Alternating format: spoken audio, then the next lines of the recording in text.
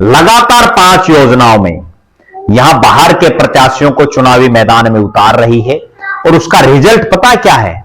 उसका परिणाम यह रहता है कि कांग्रेस की चाहे कितनी बड़ी आंधी हो, कांग्रेस की कितनी जबरदस्त हवा हो, उसके बावजूद केवल एक प्रत्याशी को छोड़ के बाकी कोई यहां से नहीं जीत पाया इन बाहरी प्रत्याशियों में।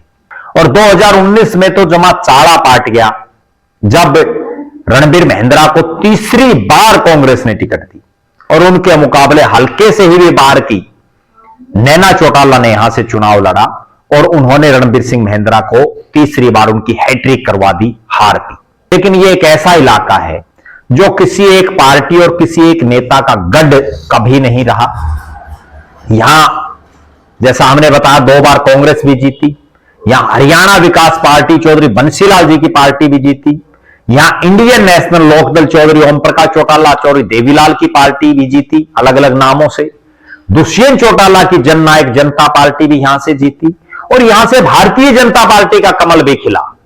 नमस्कार, मैं प्रद्युमन जोशीला।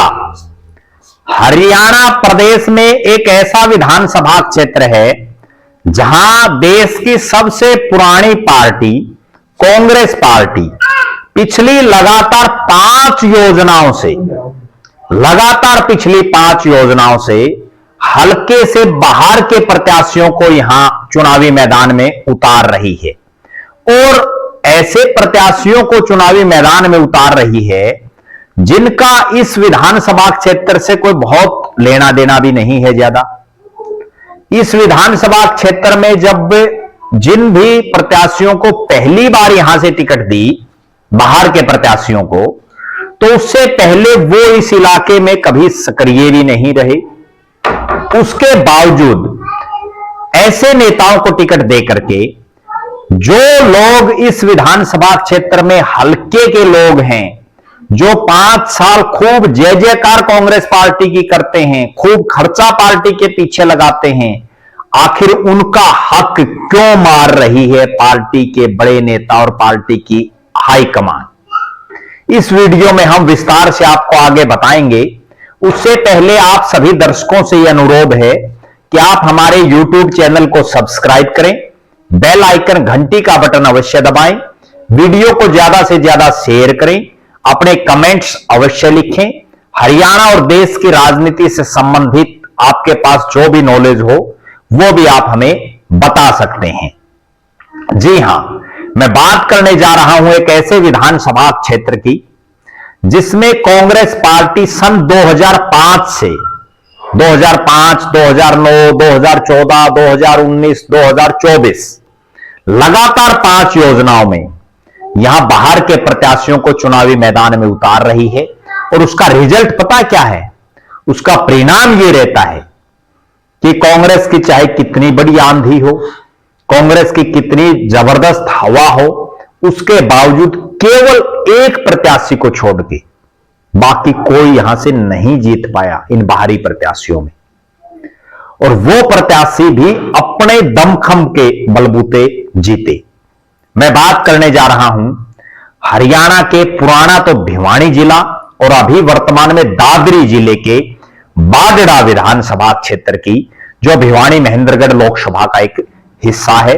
राजस्थान के जो है बिल्कुल साथ आखिरी छोर पर, जिसके एक तरफ लोहारू का हिस्सा, एक तरफ तोशाम का हिस्सा, एक तरफ महेंद्रगढ़ का हिस्सा, एक तरफ दादरी का हिस्सा, ये तमाम बहुत बड़े क्षेत्र में हल्का फैला हुआ है। इस विधानसभा क्षेत्र में अगर बात करें तो बहुत बड़े बड़े गांव हैं, विधानसभा क्षेत्र में बड़े बड़े नेता हैं। इस विधानसभा क्षेत्र से चुनाव जीत करके लोग बड़ी बड़ी उनकी राजनीति चली, लेकिन कांग्रेस पर आज हम चर्चा कर रहे हैं। यह ऐसा हल्का है जहां 2005 में कांग्रेस पार्टी ने चौधरी धर्मवीर सिंह को टिकट दी, जो उससे पहले तोशाम में अपनी राजनीति कर रहे थे। उनका मूल गांव ताल्लू है जो भवानी खेड़ा हल्के में है, लेकिन वो वर्षों से तोशाम में सक्रिय थे। और एकाएक जो ही हरियाणा विकास पार्टी का विलय हुआ और तोशाम से चौधरी सुरेंद्र सिंह चौधरी बंसीलाल के बेटे को टिकट मिली, तो धर्मवीर सिंह को कोई ठिकाना नहीं दिखा और उनको बागड़ा शिफ्ट कर दिया गया।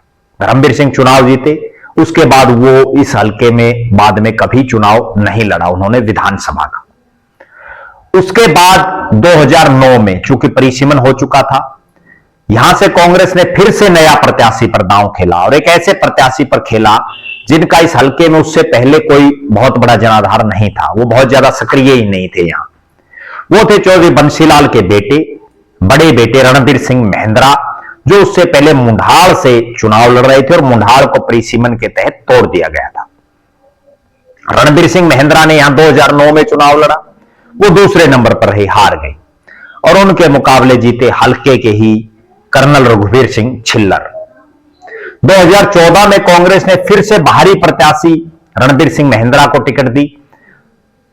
महिंद्रा साहब फिर हार गए और सुखविंदर मांझी यहां से जीते। और 2019 में तो जमा चाड़ा पाट गया जब रणबीर महिंद्रा को तीसरी बार कांग्रेस ने टिकट दी और उनके मुकाबले हल्के से ही भी बाहर की नैना चौटाला ने यहां से चुनाव लड़ा और उन्होंने रणबीर सिंह महिंद्रा को तीसरी बार उनकी हैट्रिक करवा दी, हार की। रणबीर सिंह महिंद्रा का गांव गोलागढ़, जो चौधरी बंसीलाल के बेटे हैं, वो तोशाम हलके में पड़ता है और वो राजनीति जो है मुंढाल हलके से कर रहे थे।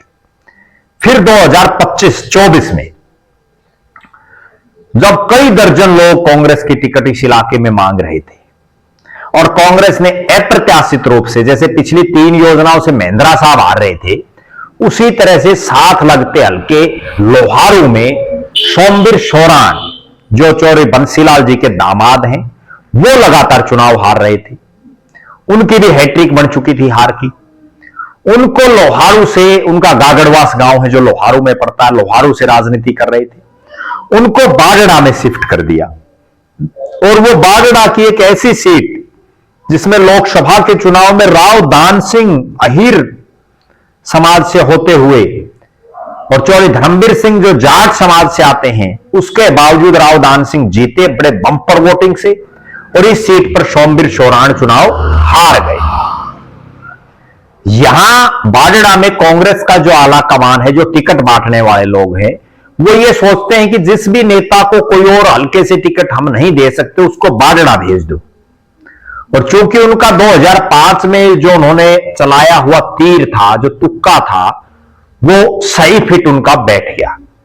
उसके बाद वो उसको 9 में, 14 में, 19 में, 24 में लगातार रिपीट करते रहे, लेकिन लगातार हारते रहे। इस हल्के में आज तक जो 1972 से नए परिसीमन के बाद जो चुनाव हो रहे थे, उनमें या तो 72 में लज्जा रानी जी यहां से जीती थी, उनके पति का बहुत बड़ा नाम इस क्षेत्र में रहा है, और या फिर 2005 में चौधरी धर्मवीर सिंह यहां से जीते हैं। उसके बाद कोई इन दो के अलावा कांग्रेस की टिकट पर इस बागड़ा विधानसभा क्षेत्र से जीत नहीं पाया। और उसका कारण भी यह है कि पूरी अगर फेहरिस्त देखें 1972 से लेकर के और 2024 तक, अक्सर कांग्रेस पार्टी यहां से कमजोर प्रत्याशियों को चुनावी मैदान में उतार रही है। अब उसके पीछे कारण क्या है, वो तो पार्टी का शीर्ष नेतृत्व ही बता सकता है, लेकिन यह एक ऐसा इलाका है जो किसी एक पार्टी और किसी एक नेता का गढ़ कभी नहीं रहा। यहां जैसा हमने बताया 2 बार कांग्रेस भी जीती, यहां हरियाणा विकास पार्टी चौधरी बंसीलाल जी की पार्टी भी जीती, यहां इंडियन नेशनल लोकदल चौधरी ओम प्रकाश चौटाला, चौधरी देवीलाल की पार्टी भी जीती अलग अलग नामों से, दुष्यंत चौटाला की जननायक जनता पार्टी भी यहां से जीती, और यहां से भारतीय जनता पार्टी का कमल भी खिला। कहने का तात्पर्य यह कि प्रदेश में जो मुख्य पार्टियां चुनाव लड़ी हैं, जिन्होंने आज तक लड़े हैं मुख्य रूप से, वो सारी यहां से जीती हैं।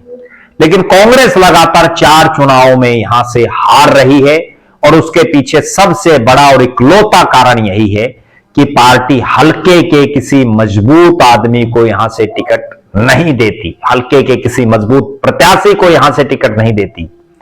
पार्टी के शीर्ष नेतृत्व को यह सोचना होगा कि बागड़ा वो क्रांतिकारियों की धरती है जिसने बड़ी बड़ी सरकारों को झुकाने का काम किया। बागड़ा किसानों की धरती है जहां बड़े बड़े किसान आंदोलन भी हुए। उस धरती पर हल्के से बाहर के प्रत्याशियों को आप अगर उतारोगे और फिर आप ये सोचोगे कि आपका प्रत्याशी जीत जाए, तो वो बड़ी से बड़ी आंधी में भी जीतता दिखाई नहीं देता, क्योंकि 2009 में भी कांग्रेस की आंधी थी जब सरकार कांग्रेस की बनी। 2024 में भी इस इलाके में कांग्रेस का बड़ा दमखम दिख रहा था, लेकिन वो सब जो है फुर हो गया। हम आपका भी इस विषय पर क्या मानना है? क्या विधानसभा क्षेत्र में ऐसे आदमी को टिकट नहीं देनी चाहिए, ऐसे प्रत्याशी को टिकट नहीं देनी चाहिए जिसका भले ही हल्का और हो, लेकिन वो कम से कम इस इलाके में 5 साल 4 साल 3 साल पहले मेहनत तो करे, हल्के के गांव को, हल्के के लोगों को तो जाने। लेकिन जो ये तीनों प्रत्याशियों को जब पहली बार यहां से टिकट दिया तो तीनों को इस इलाके का बहुत लंबा चौड़ा नहीं पता था। आप लगातार हमारे साथ बने रहें। हम हरियाणा प्रदेश के और देश की हर जो राजनीतिक किसी भी तरह की राजनीतिक घटनाक्रम है उस पर हमारी नजरें बनी रहेंगी, उससे आपको रूबरू करवाते रहेंगे। आप हमारे फेसबुक पेज को लाइक और फॉलो करें, यूट्यूब पर चैनल को सब्सक्राइब करें, बेल आइकन घंटी का बटन अवश्य दबाएं, वीडियो को ज्यादा से ज्यादा शेयर करें, अपने कमेंट्स अवश्य लिखें। बहुत बहुत धन्यवाद। आपका अपना प्रद्युमन जोशीला।